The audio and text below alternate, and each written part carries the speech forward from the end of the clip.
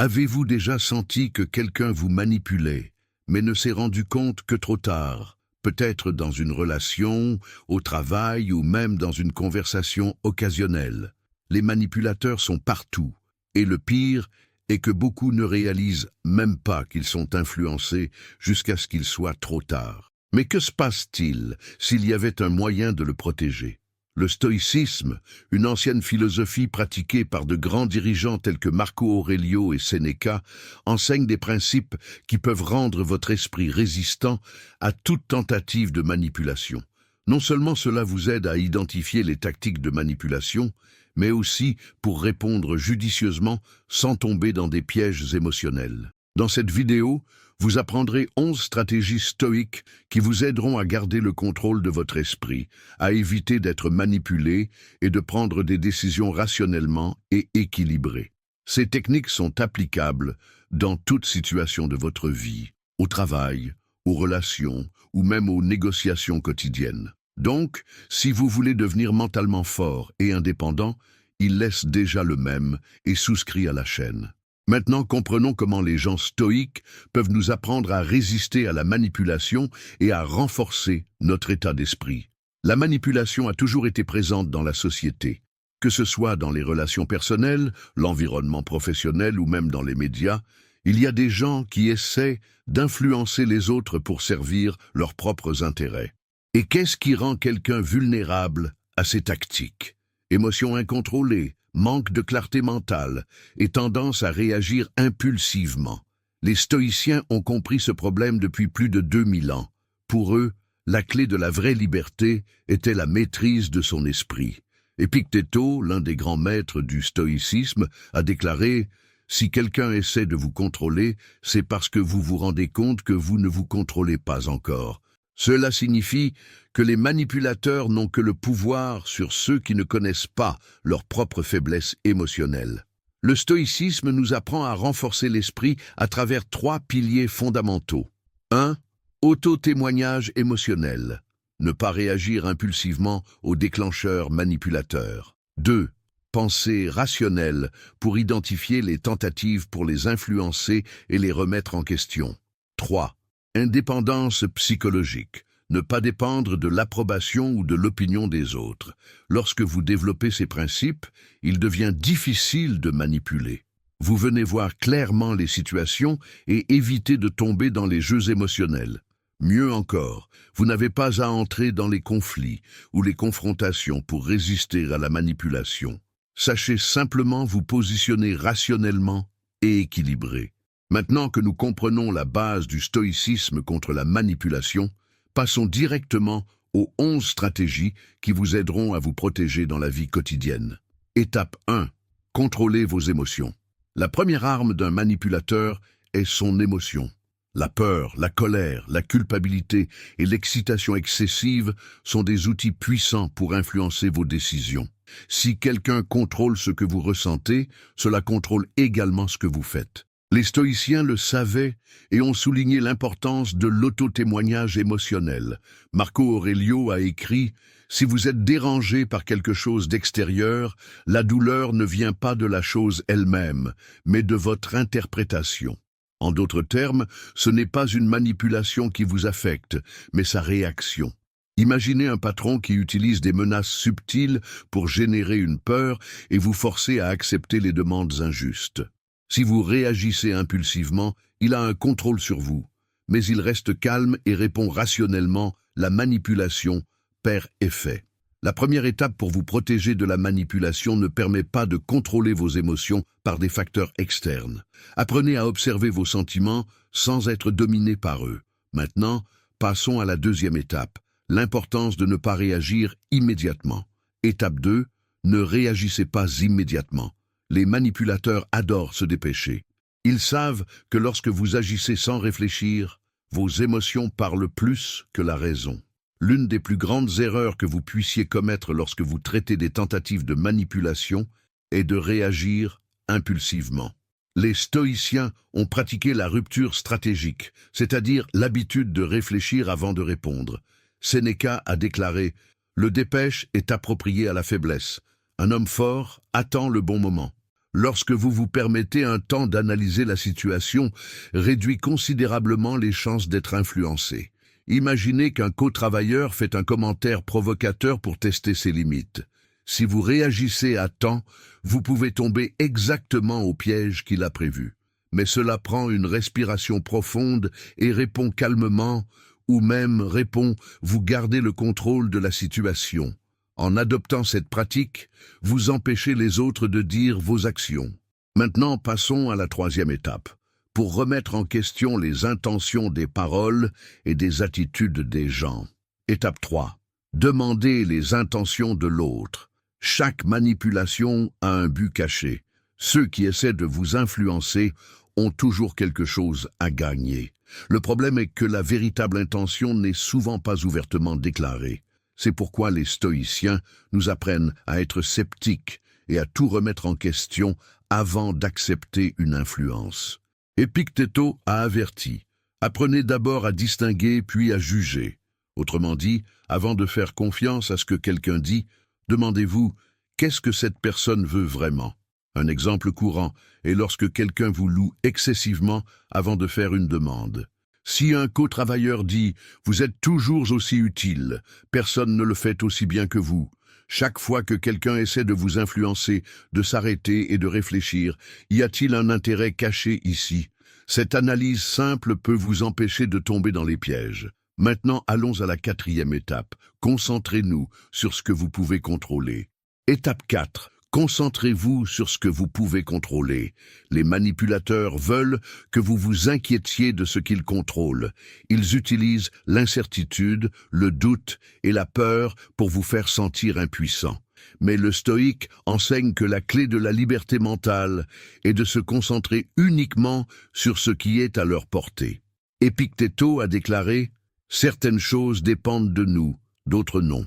Si vous dépensez de l'énergie à essayer de changer ce qui est hors de votre contrôle, cela devient vulnérable. Le manipulateur perçoit votre anxiété et l'utilise contre vous. Par exemple, imaginez un patron qui implique que votre promotion dépend de facteurs mystérieux, vous laissant peu sûr. Si vous y tombez, vous serez anxieux et plus facile à manipuler. Mais concentrez-vous uniquement sur ce que vous pouvez contrôler, vos performances et votre professionnalisme. Vous prenez le pouvoir. Demandez toujours « Est-ce sous mon contrôle ?» Si la réponse est non, laissez-la de côté. Maintenant, allons à la cinquième étape.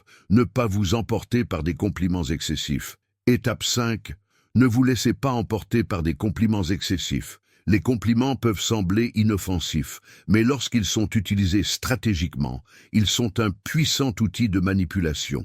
Les gens qui veulent vous influencer peuvent gonfler votre ego pour vous rendre plus réceptif à vos demandes.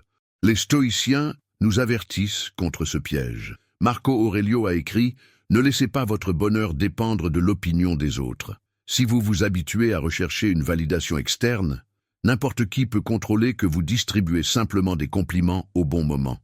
Imaginez un vendeur qui, avant d'offrir un produit coûteux, dit « Vous ressemblez à une personne très intelligente, prend toujours les meilleures décisions ».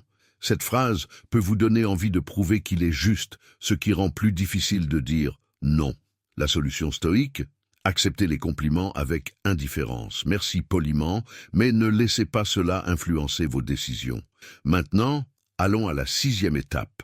Apprenez à dire non sans culpabilité. Étape 6. Apprenez à dire non sans culpabilité. Beaucoup de gens cèdent la place à la manipulation parce qu'ils ont du mal à dire non. Que par peur de déplacer, de paraître impoli ou de générer des conflits, ils finissent par accepter des situations qu'ils ne veulent pas.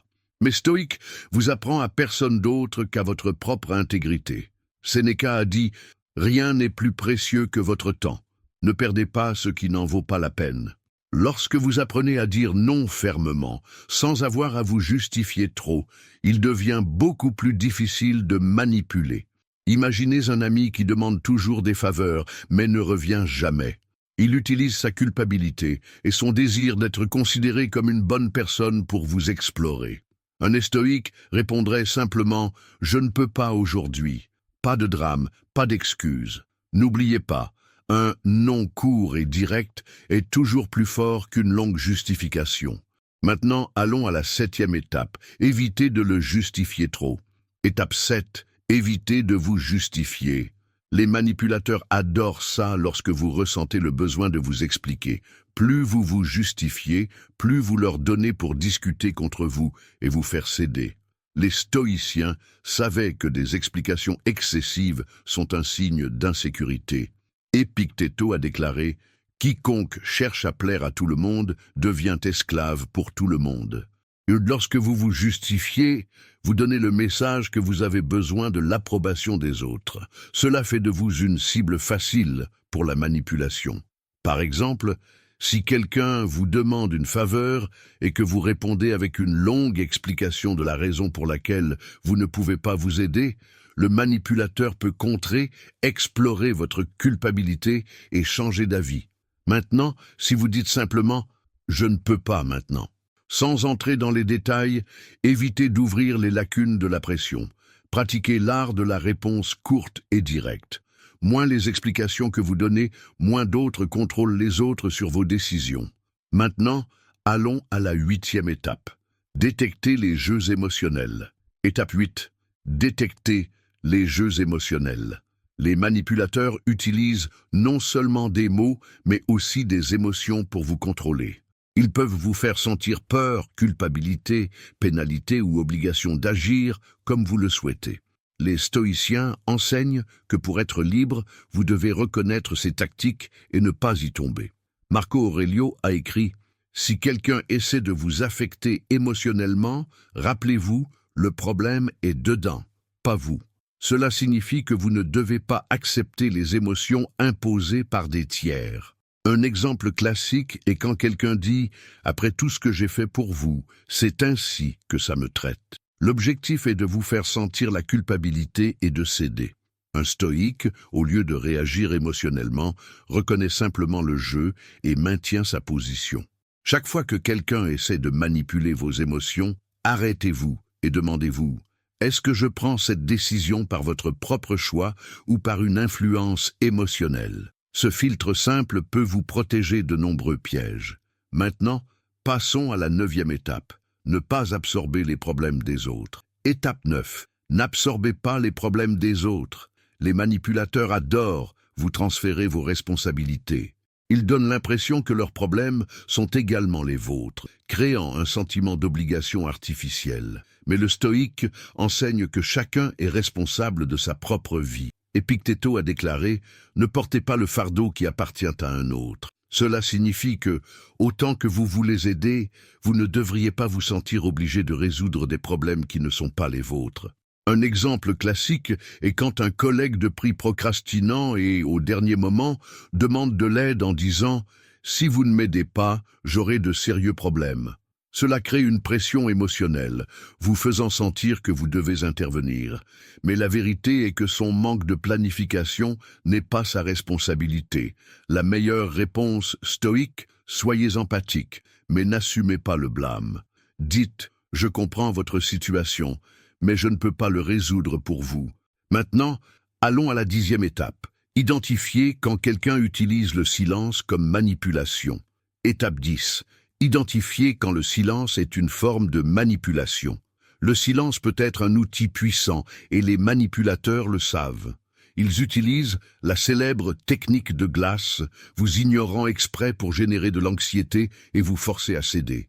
Cependant, ils nous apprennent que le silence des autres ne devrait pas affecter notre paix intérieure. Sénéca a dit « Il n'y a rien de pouvoir sur l'âme, à moins que l'âme elle-même ne le accorde ». Cela signifie que si quelqu'un utilise le silence comme une arme contre vous, le problème est dedans, pas vous. Un exemple classique est lorsque quelqu'un cesse de répondre à vos messages après une demande ou une discussion, en espérant que vous vous sentiez coupable et retournez. Si vous tombez dans cela, renforcez la manipulation. Mais si vous gardez votre position et suivez votre vie normalement, cette tactique perd l'effet. La solution stoïque? Acceptez le silence sans crainte. Votre paix ne peut pas dépendre de la communication des autres. Maintenant, passons à la dernière étape. Pour posséder vos propres décisions. Étape 11. Appartenir à vos propres décisions. La dernière ligne de défense contre la manipulation est l'autonomie totale de vos choix. Si vous n'êtes pas clair sur ce que vous voulez et que vous croyez, d'autres personnes prendront des décisions pour vous. Les stoïciens ont enseigné que la vraie liberté agit selon la raison elle-même, et non selon la volonté des autres. Épictéto a déclaré « Si vous voulez être inébranlable, ne dépendez jamais de quelque chose qui n'est pas sous votre contrôle. » Cela signifie que pour éviter d'être manipulé, vous devez définir vos propres valeurs et principes et les suivre, quelle que soit la pression externe. Imaginez quelqu'un qui essaie de vous convaincre de faire quelque chose qui va à l'encontre de vos principes, en disant « tout le monde fait ça ». Si vous n'avez aucune condamnation, vous pouvez finir par céder. Mais si vous avez déjà décidé que certaines valeurs sont non négociables, cela répond simplement « je ne fais pas ça ». Sans discussion, sans aucun doute, la clé finale pour vous protéger de la manipulation, soyez ferme dans vos décisions et ne vous attendez pas à l'approbation externe. La manipulation est partout, au travail, aux relations et même dans la société. Mais maintenant, vous avez un arsenal puissant de 11 stratégies stoïques pour vous protéger. Le stoïcisme enseigne non seulement à résister à la manipulation, mais à vivre avec l'autonomie, la clarté et la force intérieure. N'oubliez pas, le vrai pouvoir n'est pas de contrôler les autres, mais de ne pas être contrôlé. Lorsque vous dominez vos émotions, vous remettez en question les intentions cachées et vous vous concentrez sur ce que vous pouvez contrôler. Cela devient un individu inébranlable. Lorsque vous apprenez à dire non, évitez les justifications et détectez des jeux émotionnels. Il devient libre d'agir selon votre propre raison. La philosophie stoïque ne concerne pas la froideur ou l'indifférence. Il s'agit de vivre avec la sagesse et l'intégrité. En appliquant ces principes, vous vous protégez non seulement de la manipulation, mais il devient également une personne plus forte, équilibrée et confiante. Maintenant, dites-moi, laquelle de ces étapes appliquez-vous déjà dans votre vie quotidienne? Écrivez dans les commentaires et partagez votre expérience.